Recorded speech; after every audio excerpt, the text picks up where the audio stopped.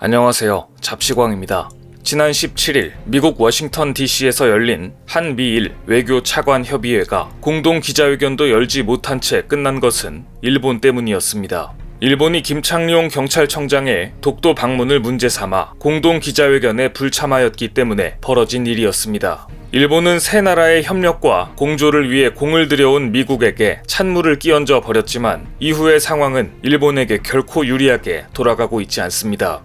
일본의 이러한 행동은 스스로 대화의 길을 좁히면서 한일 간의 갈등을 장기화시키고 있고 중국과 러시아에게 좋은 빌미를 주고 있습니다. 더구나 일본의 의도와는 정반대로 독도가 한국 영토라는 점을 더욱더 분명히 하는 계기를 만들어 주었습니다. 일본이 한국 경찰청장의 독도 방문을 문제 삼아 한미일 세 나라의 회담의 공동회견을 무산시켜버리자 중국과 러시아는 이때다 싶었는지 또다시 도발을 했습니다. 지난 19일 오전과 오후 중국 군용기 2대와 러시아 군용기 7대가 동해 독도 북동쪽 한국 방공식별구역 카디즈에 10분가량 진입했다가 빠져나간 것입니다. 그 즉시 합동참모본부는 중국과 러시아의 군용기들이 독도 인근 카디즈에 순차적으로 진입 후 이탈했으며 영공 침범은 없었다라고 공식 발표했습니다. 방공식별구역 카디즈는 자국 영공에 진입하는 외국 항공기를 미리 식별에 필요한 군사적 대비를 하려고 영공 바깥 일정한 지역에 그어놓은 가상의 선입니다. 군용기는 속도가 너무 빨라서 타국의 군용기가 영공에 들어온 것을 확인하고 대응하려면 너무 늦기 때문에 방공식별구역을 설정해 놓은 것입니다. 그날 중국과 러시아의 군용기들이 독도 인근에 나타나자 우리 군은 영공 침범 가능성에 대비해 중러 군용기보다 더 많은 숫자인 F-15K, F-16K 전투기와 공중급유기를 출동시키는 등 우발 상황에 대비한 전술 조치를 했습니다.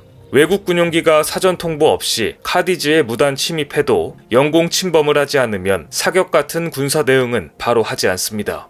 하지만 외국 군용기가 무단 침입에 그치지 않고 영공을 침범하면 주권 수호 차원에서 군사행동을 합니다. 그래서 2019년 7월 중국과 러시아 폭격기가 이번처럼 동해 카디즈를 무단 진입한 뒤 러시아 A-50 조기경보 통제기가 독도 인근 영공을 침범하자 우리 공군 전투기가 경고 사격으로 대응했던 것입니다. 지난 2019년 7월 23일 당시에도 러시아 폭격기가 중국과의 장거리 연합 초계 비행 훈련 과정에서 독도 인근 한국 영공을 침범했습니다. 그런데 주목할 점은 당시 월스트리트 저널이 이 뉴스를 보도하는 과정에서 다케시마라는 표기를 빼고 독도를 단독 표기하면서 독도가 한국의 영토임을 분명히 했다는 점입니다. 이것은 오랫동안 이어지고 있는 일본의 억지 주장이 효과가 없다는 것을 보여주었으며 국제사회에서도 독도가 한국의 영토임을 재확인하는 것이었습니다. 월스트리트 저널이 다케시마라는 용어를 쓴 대목은 일본의 항의 내용을 그대로 전달할 때뿐이었습니다. 또 월스트리트 저널은 러시아와 중국의 카디즈 무단 진입건에 대해 러시아와 중국의 항공 순찰대가 한국 전투기의 사격을 이끌어냈다는 제목의 보도를 내놨는데 이것 역시 러시아 폭격기에 대한 우리 군의 사격이 경고 사격이라는 우리 군 측 설명을 사실로 판단한 것입니다. 자신들의 영토에 들어오는 침입자에게 경고 사격을 했다는 한국 측의 입장을 그대로 전한 것이죠. 2019년에 이어 이번에도 일본이 독도를 이슈화하자마자 러시아와 중국은 기다렸다는 듯이 독도 인근에 군용기를 보내고 이를 전하는 주요 외신들이 독도가 한국 영토임을 확인해주는 일이 반복적으로 일어나고 있는 것입니다. 일련의 과정이 너무나도 자연스러워서 이제 국제사회에서도 당연히 독도는 한국 영토이며 이번 사건 역시 한국의 영공에서 일어난 일이라는 시각으로 보도하고 있다는 사실을 알 수 있습니다. 그런데 중국과 러시아 군용기가 독도 주변에서 훈련을 하면 평소 같았으면 일본이 길길이 날뛰었을 텐데 이번에는 가만히 있었다는 게 무언가 이상합니다. 한국 합동참모본부는 그 즉시 우리 군은 한국과 중국 직통망을 통해 중국 쪽으로부터 통상적인 훈련이라는 답변을 받았다고 발표했습니다. 또 한국은 전투기를 출동시키는 등 전술 조치를 했지만 이날 일본 항공자위대의 대응은 알려지지 않았습니다. 안 한 게 아니라 못했던 게 분명합니다. 일본은 독도 상공에 중국 및 러시아 전투기를 감지하지 못한 것으로 보입니다. 독도를 자기네 영토라 주장하면서 타국 전투기가 와서 훈련을 해도 탐지조차 제대로 못하다니 일본의 뒤떨어진 정보 탐지 능력 및 분석 능력이 이번에도 여실히 드러났다고 밖에 볼 수 없습니다. 일본의 처참한 정보력은 얼마 전에도 이미 입증됐습니다. 지난 10월 19일 북한이 함경남도 신포 부근에서 탄도미사일을 발사하자 한미 두 나라는 그 즉시 북한이 탄도미사일 한 발을 발사했다고 발표했습니다. 하지만 일본은 북한이 두 발을 발사했다고 우겼고, 외교가에서는 어느 쪽의 발표가 정확한 것이었는지 확인이 되면 잘못 발표한 나라는 망신을 톡톡히 당할 것이란 말이 돌았습니다. 심지어 북한이 탄도미사일을 발사하던 날은 총선을 앞두고 기시다 후미오 총리가 거리 유세를 하던 날이었습니다. 기시다 총리는 거리 유세 중 보고를 받고 북한이 탄도미사일 두 발을 발사했다 라고 말했고, 유세를 마치고 관저에서는 국가안전보장회의까지 열면서 부산을 떨었습니다.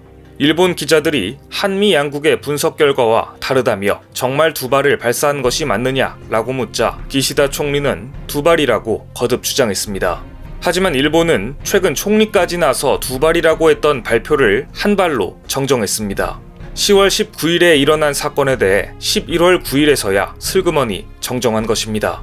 일본이 북한 미사일을 두 발이라고 판단한 것은 떨어져 나온 추진체를 미사일로 착각했기 때문이라는 해석이 나오고 있습니다.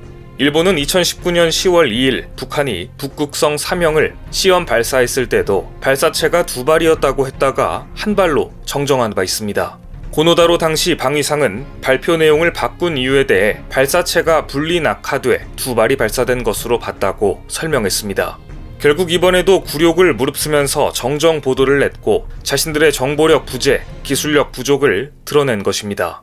방위성 당국자는 한 발이라고 정정하면서 이번 같은 사안이 다시는 없도록 대응 절차를 재검토하고 경계 능력 향상을 위해 노력하겠다라고 밝혔지만 이미 망신을 톡톡히 당하고 난 뒤에 뒷북 사과였습니다. 결국 보다 못한 미국은 최근 주일 미군 기지에 탄도미사일 탐지 정찰기를 배치했습니다. 지난 16일 탄도미사일을 탐지하는 미국 정찰기 RC-135S 코브라볼이 주일 미군 기지에 재배치됐습니다.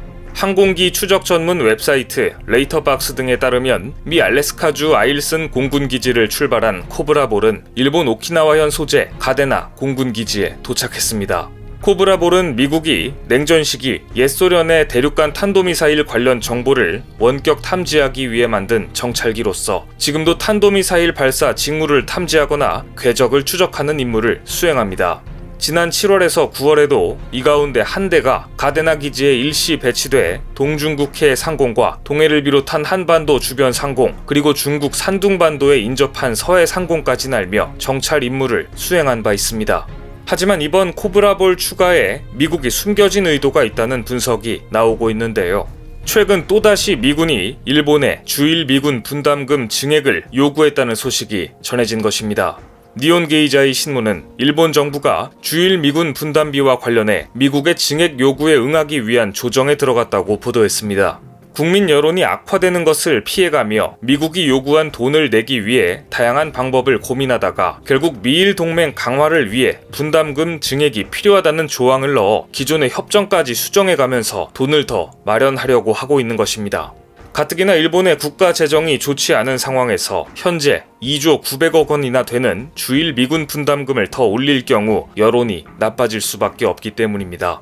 결국 이번 일본의 독도 도발은 독도가 한국의 영토라는 사실만 국제사회에 재확인시켜 주었으며, 나아가 미국과의 관계까지 악화되었고 방위비 분담만 올리는 최악의 결과를 맞이하고 말았습니다.